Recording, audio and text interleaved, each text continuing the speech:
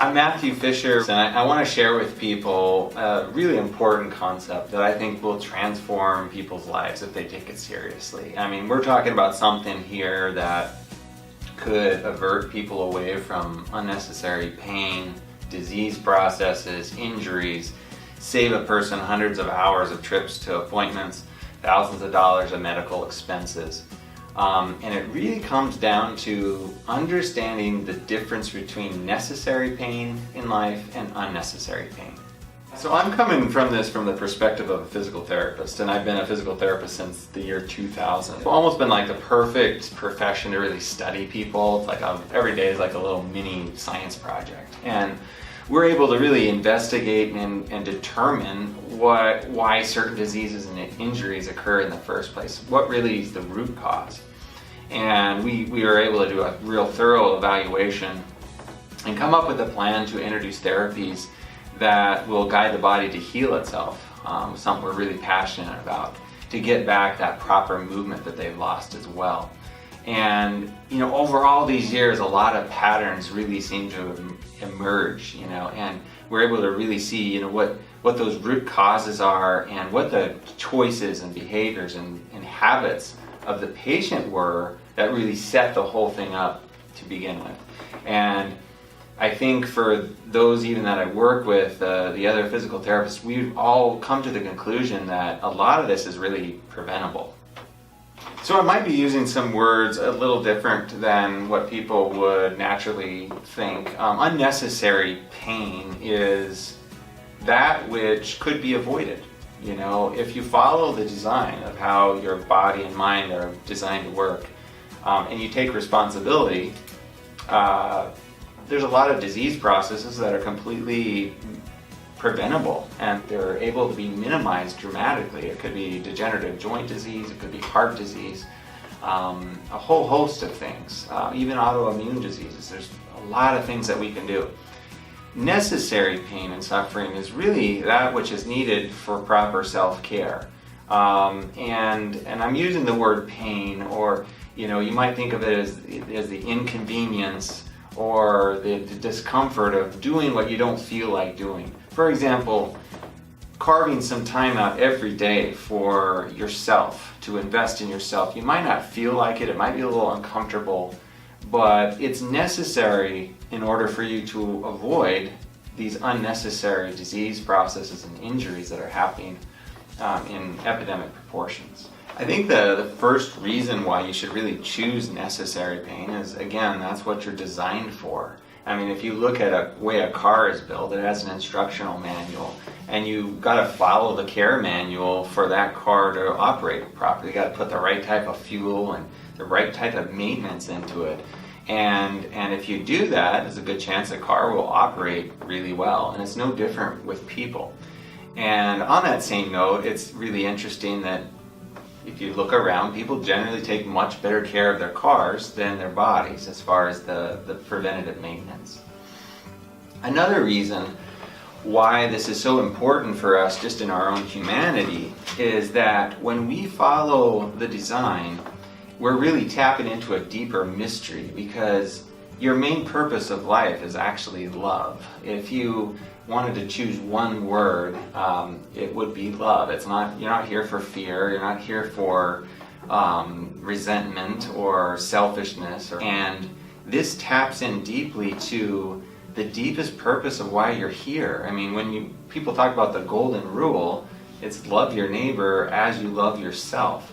And we can love our neighbor better if we take good, true care of ourselves. And by doing that, we're actually tapping into the deepest purpose of our life that has to do with love. We'll talk a lot about the fact that this is not something that you always feel like doing, but that is, again, there's a deep connection between this idea of doing what you don't feel like doing and sacrifice, and how that ties into love, true love of self, true love of others. I think the main response and resistance to this would be people saying, I just don't feel like it. I don't feel like doing, this necessary pain and discipline of self-care. It's inconvenient, it's uncomfortable, it's undesirable. even painful. But that is the same argument that an addict would use. And we're called to be something far more than that. Psychologists say that the two great drivers of humanity would be to avoid pain and seek pleasure. But we can't limit ourselves to just be pleasure seekers, because in order for us to grow, we have to be people who step forward like a hero and are willing to take on things that are negative for a greater good, and to respond in a positive way when bad things happen and when we don't feel like it and when things are uncomfortable or negative. That's our best opportunity to grow. We have to choose necessary pain, or we're going to be faced with something far worse, which is this unnecessary pain and suffering. We have to choose to be proactive, or we're going to be more like the animal kingdom, just reactionary. So it's not a flash in the pan of pleasure. It is something much deeper and long-lasting that in the beginning is uncomfortable, but the more we practice it, the more that it actually becomes what we do desire and what does feel good, because we're called to something much deeper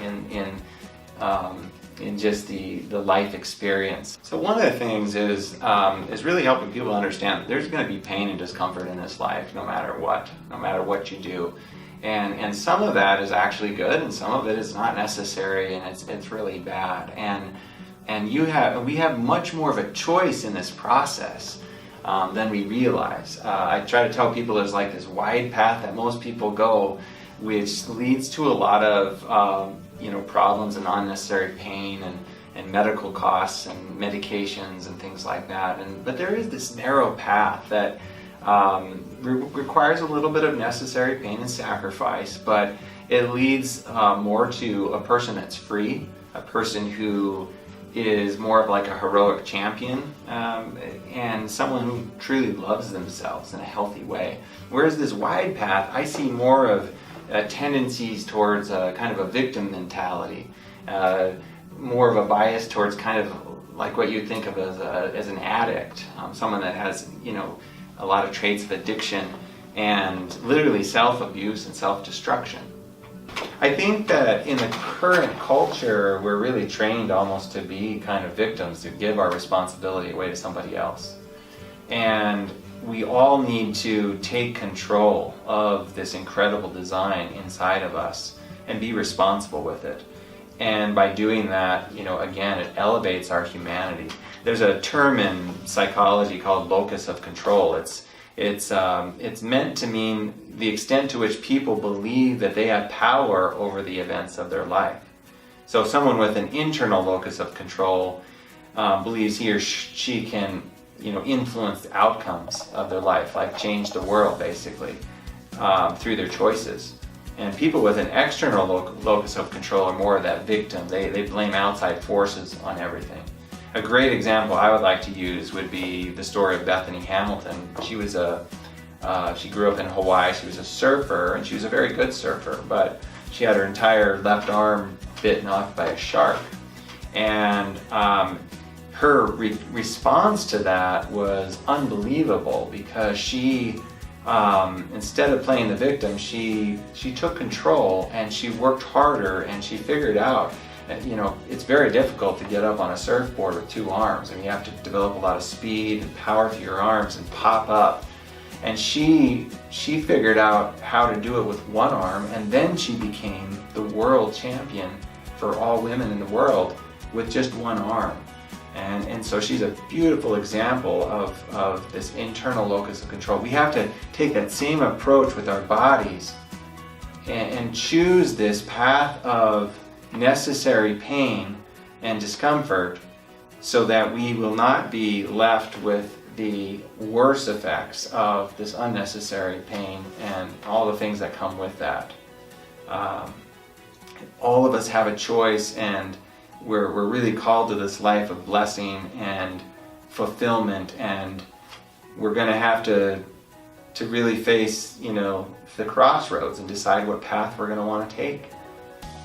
I think the final point I want to make is that For a lot of people, it takes a major crisis to kind of wake them up because they're just kind of sleepwalking their way through life.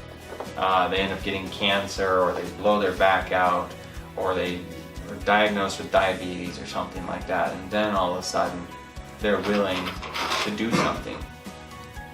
What I would encourage you all is to really consider being proactive and embracing the pain. And that's not often what the culture teaches us.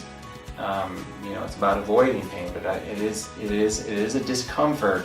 It is a choice, and it's a positive response to the discomfort of doing what's necessary to care for yourself. But that is what's going to lead to your happiness, and that is a concept that you just need to start wrapping your head around. Is that I'm going to do what's necessary, even if it's uncomfortable. I'm going to embrace the pain because I want to live life to the fullest.